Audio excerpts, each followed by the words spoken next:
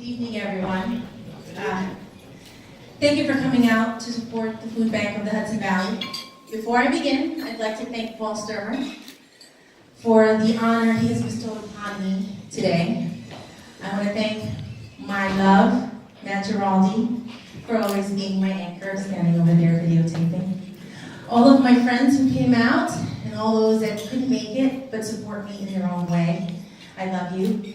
And of course, I have to thank my wonderful boys, Jen and Aramis. They are my heart and soul, and the reason I do everything that I do.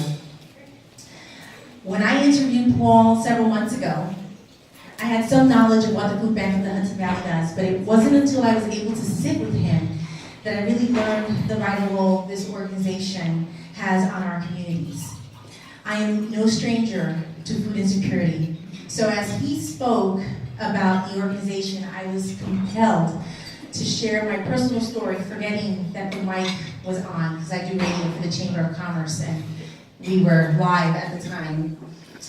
For the first time in a long time, I actually got choked up, and I felt an immense sadness for myself that I guess I never allowed myself to feel before. But I also felt pride in knowing that I not only survived, but I have come a long way since sleeping on the park bench in Cole Park in the Bronx. So my story goes a little like this. When I was a little girl, we lived on Queensbridge Avenue in the Bronx, right across the street from Cole Park. That was the very park that on many occasions I called my bed. Being homeless was hard and scary, but the truth is, being hungry was traumatic. When I was asked if I believe in something, whenever I am asked if I believe in something, I always say that I believe in everything. Believing in things like magic and fantasy and adventure helped my imagination take me away to a place that helped me survive. I'll tell you a quick story. I remember waking up with the hunger shakes. Do anybody knows what that is, the hunger shakes? It was an overwhelming weakness in my bones, and it physically hurt to wake up. I remember opening my eyes, smelling boiled beans, and crying. We had nothing else but boiled beans to eat every day.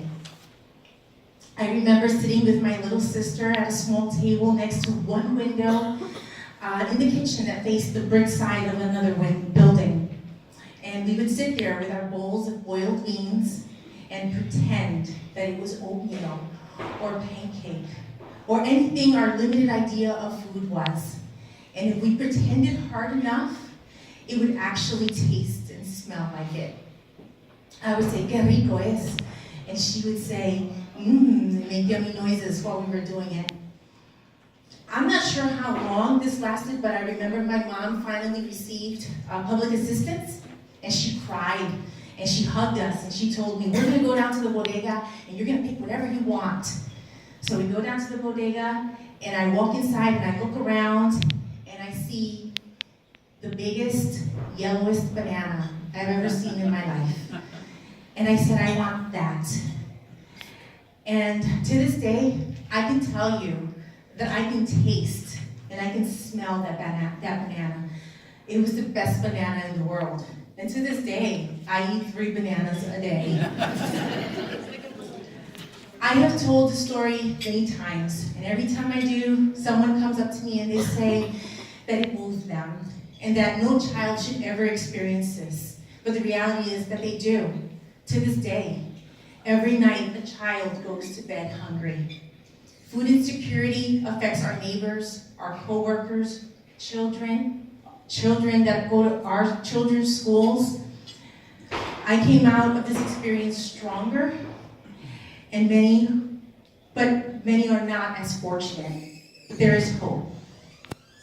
I want to leave you with 2 thoughts. I share my experience in hopes that if any child or adult experiencing food insecurity to know that they should not ever give hope, ever. They have the power to make life whatever they want as long as they believe. And 2, I believe that together we can end food insecurity We all have the power to change the life of a child. Let's end food insecurity together. We can start tonight. Thank you.